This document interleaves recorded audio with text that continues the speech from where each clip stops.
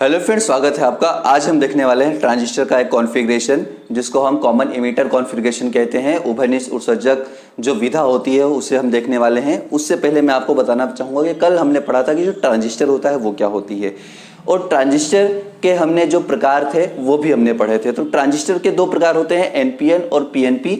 लेकिन यहाँ पे जो जानने वाली बात है वो ये है कि यहाँ पे हम जो कॉन्फ़िगरेशन यूज़ करते हैं वो विधा क्या चीज़ होती है। तो हम जानते हैं जो ट्रांजिस्टर होता है उसके तीन टर्मिनल होते हैं। तीन टर्मिनल जिसको हम इमीटर, बेस और कलेक्टर कहते हैं। ये तीन कॉन्फ़िगरेशन होते हैं। इसको हम उत्सर्जक, इसे आधार और इसे हम क्या कहते हैं, संग्राहक कहते हैं। अब किसी भी ट्रांजिस्टर को किसी भी परिपथ के अंदर अगर हमें जोड़ना है तो हमें क्या चाहिए, दो टर्मिनल ऐसे चाहिए होते हैं जो इनपुट लें और दो टर्मिनल ऐसे चाहिए होते हैं जो हमें आउटपुट दें। तो यहाँ पर हम क्या करते हैं, तीन टर्मिनल में से एक टर्मिनल को हम कॉमन कर देते हैं। तो इसे अगर मैं इनपुट के अंदर कॉमन कर दूं तो यहां पर जो बेस होता है वो क्या कहलाता है, कॉमन बेस कॉन्फ़िगरेशन। मैंने बेस को क्या कर रखा है, दोनों इनपुट और आउटपुट, इनपुट और आउटपुट दोनों में ही मैंने क्या कर दिया, कॉमन कर दिया। तो इस प्रकार से ये जो कॉन्फ़िगरेशन है वो ट्रांजिस्टर का कॉमन बेस सीबी कॉन्फ़िगरेशन है। इसी प्रकार अगर मैं कलेक्टर को कॉमन कर दूं इनपुट और आउटपुट दोनों में तो उसे हम कॉमन कलेक्टर कॉन्फ़िगरेशन कहते हैं। और अगर मैं इमीटर जो होता है उसे किसी इनपुट और आउटपुट दोनों के अंदर में कॉमन कर दूं, यहाँ पर मैंने कॉमन इमीटर ही यूज किया है। इनपुट को देखिए मैंने यहाँ पर इनपुट में और इमीटर को मैंने इनपुट में और इमीटर को मैंने आउटपुट दोनों में ही मैंने कॉमन कर रखा है। तो ये जो विधा होती है ये ट्रांजिस्टर की कॉमन इमीटर विधा होती है। कॉमन इमीटर कॉन्फ़िगरेशन जो होती है वो हमने यहाँ पे यूज किया है। अब हम देखते हैं कि जो कॉमन इमीटर कॉन्फ़िगरेशन होता है उससे जोड़ा कैसे दिया जाता है। यहाँ पे हम देख रहे हैं कि जो ट्रांजिस्टर है वो कौन सा है। हम जानते हैं कि जो ट्रांजिस्टर होता है उसका जो इमीटर और जो बेस टर्मिनल होता है वो हमेशा फॉरवर्ड बायस में जोड़ा जाता है, अग्रभिनति में जोड़ा जाता है। तो यहाँ पे हम देखते हैं कि ये जो बेस होगा और ये जो इमीटर होगा, तो इमीटर को हम क्या करेंगे, यहाँ पे प्लस से हमने जोड़ रखा है और इधर माइनस से जोड़ रखा है। ये माइनस से जोड़ रखा है तो जरूर यहाँ पे एन होगा, और ये हमने प्लस से जोड़ रखा है तो ये पी होगा। इस प्रकार से एन पी एन, ये जो ट्रांजिस्टर होता है वो एनपीएन पता चल जाता है। एनपीएन ट्रांजिस्टर में हमने अग्रभिनति कॉमन इमीटर और बेस को हमने अग्रभिनति फॉरवर्ड बायस में जोड़ दिया और उससे ही हमें पता चल गया कि ये एनपीएन ट्रांजिस्टर है। दूसरा जो आपका दूसरा वाला पार्ट है उसके अंदर हम उसको पश्च अभिनति और बैकवर्ड बायस, जिसको हम रिवर्स बायस कहते हैं, उसके अंदर जोड़ते हैं। तो यहाँ पे एन है, एन को अगर मैं यहाँ पे जो कलेक्टर है, सॉरी एनपीएन कलेक्टर है, इसको एन को मैं यहाँ पे पॉजिटिव से, नेगेटिव को मैं क्या करूँ यहाँ पे पॉजिटिव से जोड़ दूं टर्मिनल से, और एन को मैं यहाँ पे क्या कर दूं एन से जोड़ दूं। तो ये जो होता है कलेक्टर, इसे हमको देखना है कि एन को हमने किससे जोड़ रखा है, यहाँ पे प्लस से जोड़ रखा है। तो ये जो होती है ये पश्च अभिनति के अंदर कार्य करता है। अब कॉमन इमीटर कॉन्फ़िगरेशन के अंदर हम इसका उपयोग सबसे ज्यादा क्यों करते हैं, किसी भी विधा में से सबसे ज्यादा इस विधा का प्रयोग क्यों करते हैं किसी सर्किट के अंदर, वो भी हम देखेंगे। सबसे पहले इसका सेटअप देखते हैं। इसका प्रैक्टिकल सेटअप जो होता है वो ऐसे ही होता है, क्योंकि इसको किसी परिपथ के अंदर जोड़ते हैं तो ही हमें पता चलता है कि ये कितना धारा लाभ देगा, कितना वोल्टेज लाभ देगा, कितना इससे मुझे शक्ति लाभ होगा वो प्राप्त होगा। तो इसका प्रैक्टिकल सेटअप जो होता है वो इस टाइप से होता है। इसके अंदर क्या होता है, जो इनपुट सर्किट होता है उसके अंदर हमने एक वेरिएबल रेजिस्टेंस लगा रखा है, जिससे यहाँ पे वोल्टेज कितना वेरी कर रहे हैं वो हमें पता चलता रहेगा। लेकिन वोल्टेज है कितना उसको मेजर करने के लिए इनपुट में हमने VBE एक वोल्टेज लगा रखा है। ये VBE जो होता है ये प्लस से प्लस जुड़ा हुआ है, ये माइनस से माइनस वोल्टमीटर का जोड़ दिया हमने। अब यहाँ पे जितना भी वोल्टेज हम वेरी करेंगे वो VBE मेजर करता रहेगा। यहाँ पे वोल्टेज जो होता है वो हमने वोल्टमीटर लगा दिया है। इसके बाद जो धारा होती है वो बहुत ही कम होती है। यहाँ पर इसको माइक्रो एम्पियर ऑर्डर का एक जो आधार धारा को मेजर करने का, मापने का जो मीटर होता है उसे हम लगा देते हैं। इसके बाद आउटपुट जो सर्किट होता है उसके अंदर हम क्या करते हैं, आउटपुट सर्किट में हमें यहाँ पे वोल्टेज जो मिल रहा है, इस वोल्टेज को मेजर करने के लिए इसके सिरों के बीच में जो होता है VCE, C मतलब जो कलेक्टर है और ई मतलब जो इमीटर है उसके बीच में हम जो वोल्ट मीटर इसके वोल्टेज को मेजर करने के लिए लगाते हैं वो VCE कहलाता है। और इसके ही करस्पॉन्डिंग कितनी यहाँ पे कलेक्टर जो धारा है, जो इसको संग्राहक जो धारा है वो कितना है उसको मेजर करने के लिए हम यहाँ पे MA मिली एम्पियर ऑर्डर का एक मीटर लगा देते हैं। अब होता क्या है, यहाँ पे हम देखते हैं कि कोई सा भी ट्रांजिस्टर अगर किसी परिपथ के अंदर जोड़ा जाता है तो उसका जो प्रतिरोध होता है वो सबसे पहले हमें नापना चाहिए कि वो इनपुट में रेजिस्टेंस कितना दे रहा है, आउटपुट में रेजिस्टेंस कितना दे रहा है। अगर इनपुट में रेजिस्टेंस बहुत कम होता है तो ट्रांजिस्टर बहुत अच्छा होता है। तो यहाँ पे इनपुट जो रेजिस्टेंस है वो कैसे फाइंड आउट करेंगे। रेजिस्टेंस हम जानते हैं कि जो रेजिस्टेंस होता है R=V/I होता है। रेजिस्टेंस R=V/I होता है ओम के नियम से। तो V/I अगर मैं फाइंड करूं तो यहां पे आपको देख रहा है इनपुट के अंदर ये वोल्टेज है और ये I करंट है। अगर मैं V और I के बीच में यहां पे रेशियो फाइंड आउट करूं तो वो जो कहलाएगा वो इनपुट रेजिस्टेंस कहलाएगा। लेकिन इसके लिए जो आउटर सर्किट है उसके अंदर हमने VCE जो कॉमन इमीटर जो कलेक्टर इमीटर वोल्टेज है उसे कांस्टेंट करना पड़ता है। तो यहाँ पे नियत VCE पर VB और IB के बीच जो रेशो जो अनुपात हमें प्राप्त होता है उसे हम कहते हैं निवेशी प्रतिरोध input resistance. Eight constant VCE the ratio of VB and IB is called the input resistance. नियत VCE पर VB और IB के बीच में जो अनुपात होता है उसे हम क्या कहते हैं, निवेशी प्रतिरोध होते हैं, निवेशी प्रतिरोध कहते हैं। इस Rin का जो मान है ये निवेशी अभिलाक्षणिक वक्र से प्राप्त किया जाता है जो हम आगे पढ़ेंगे। इसके बाद यहां पर जो ये सर्किट है, आउटपुट के अंदर जो सर्किट है इसके अंदर सारा खेल जो होता है ये IB के जाने के बाद ही होता है। यहां से धारा ही नहीं जाएगी तो कुछ काम ही नहीं होगा।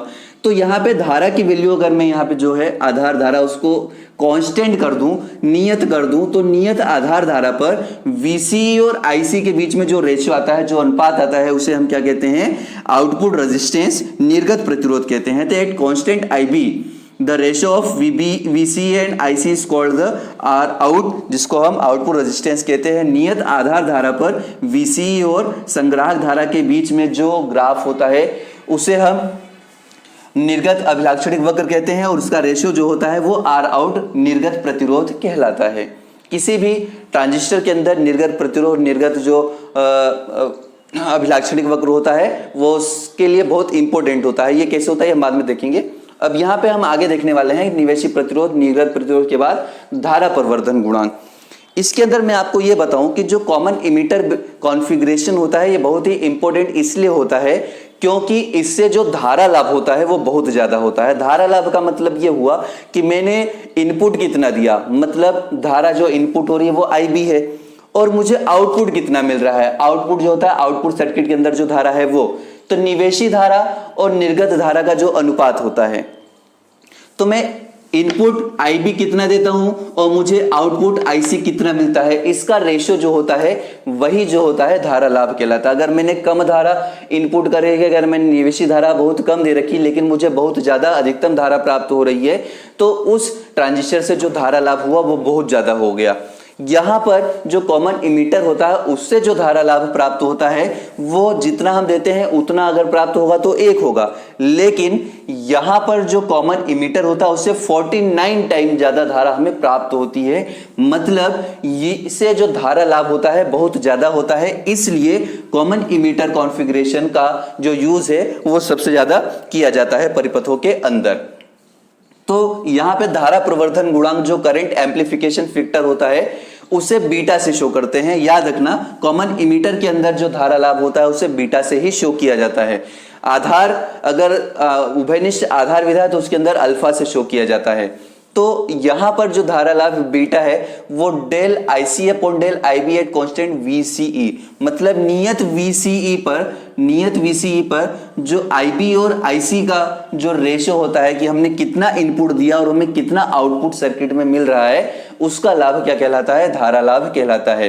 किसी ट्रांजिस्टर के अंदर उसका धारा लाभ जो होता है बहुत ही एक बड़ा फैक्टर रोल करता है उसके इंपोर्टेंस में। इसके बाद इन सभी ट्रांजिस्टर के धारा लाभ के आधार पर उनके अलग अलग कॉन्फ़िगरेशन या अलग अलग डिवाइसेस के अंदर यूज किया जाता है। वोल्टेज लाभ आते हैं। अगला जो चीज है वो है वोल्टेज लाभ, वोल्टेज गेन। इसको हम एवी वोल्टेज एम्पलीफिकेशन से यूज करते हैं।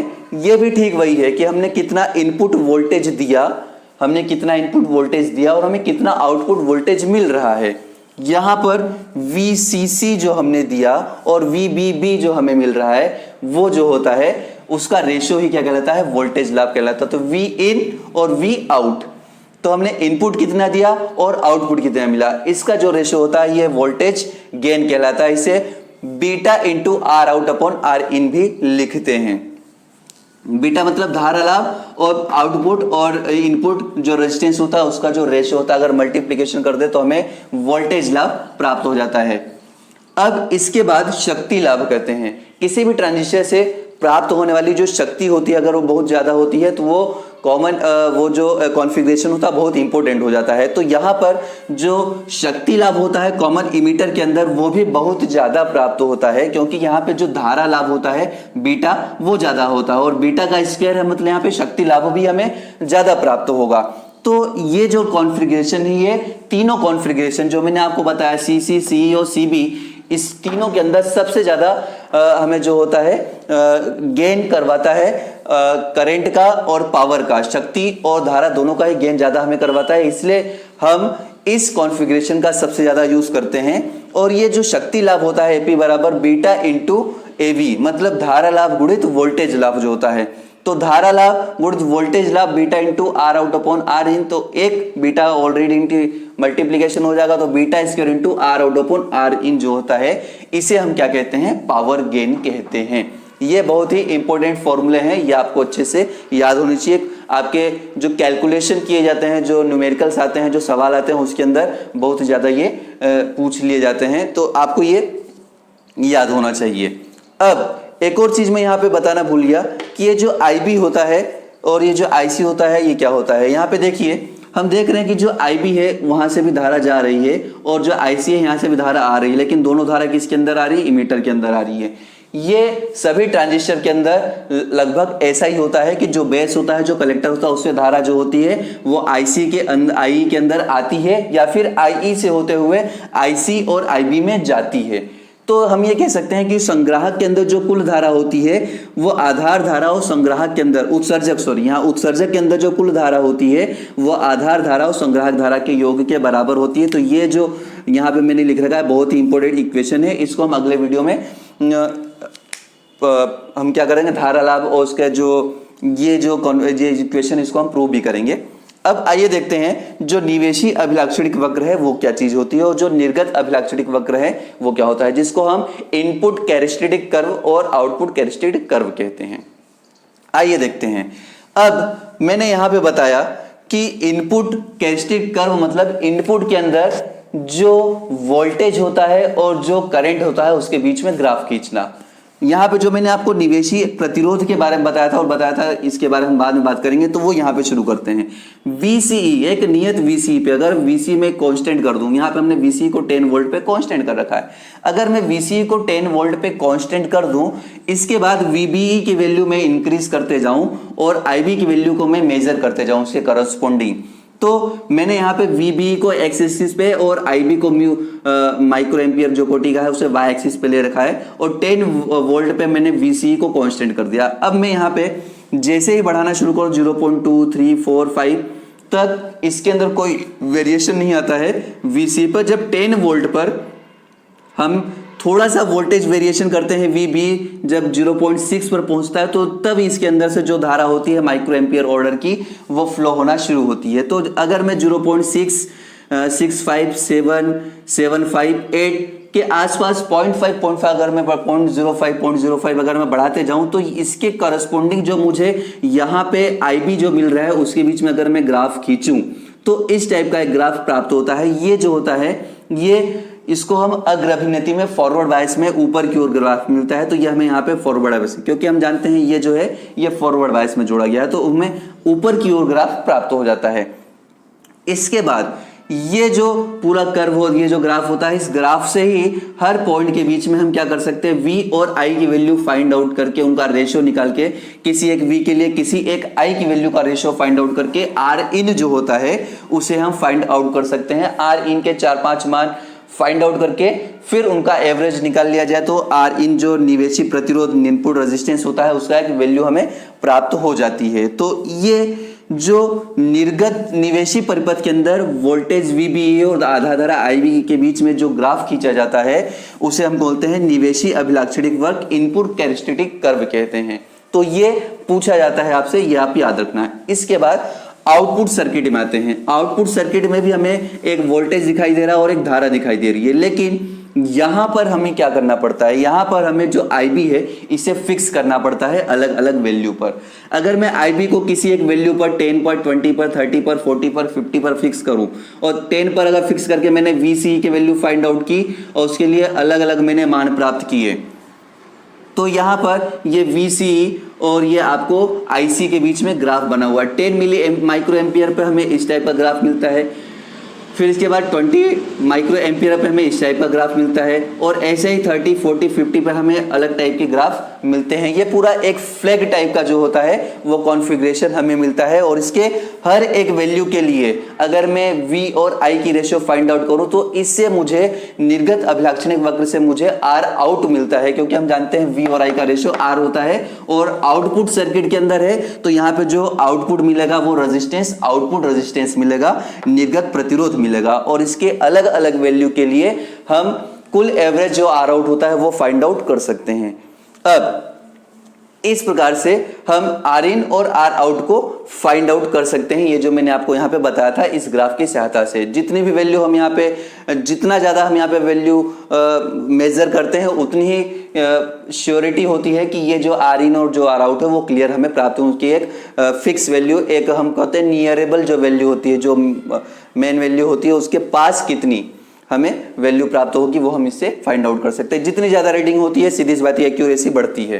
तो ये R इन और R आउट इससे फाइंड आउट कर सकते हैं। इसको हम निवेशी अभिलाक्षणिक वक्र और इसे निर्गत अभिलाक्षणिक वक्र, इसको हम इनपुट कैरेक्टरिस्टिक और आउटपुट कैरेक्टरिस्टिक कर्व कहते हैं। तो इस वीडियो में हमने देखा कि जो कॉमन इमीटर कॉन्फ़िगरेशन होता है वो किस प्रकार से किसी प्रैक्टिकल सेटअप के लिए तैयार किया जाता है, उसका R इन और R आउट क्या होता है, उससे हमें वोल्टेज गेन, उससे हमें करंट एम्पलीफिकेशन फैक्टर जो करंट गेन होता है और जो पावर गेन होता है वो कितना होता है वो हमने यहाँ पे देखा और साथ में ग्राफ जो बनते हैं कॉमन इमीटर कॉन्फ़िगरेशन के अंदर वो सभी हमने यहाँ पे देखे। तो एक बहुत ही अच्छा पैकेज, आपको एक बहुत ही अच्छा वीडियो आपके पास आपके सामने प्रस्तुत है मेरी तरफ से। और इस वीडियो को जितना हो सके लाइक कीजिए, शेयर कीजिए और सब्सक्राइब जरूर कीजिए चैनल को, बेल आइकन जरूर दबाइए ताकि आपको नोटिफिकेशन मिलता रहे।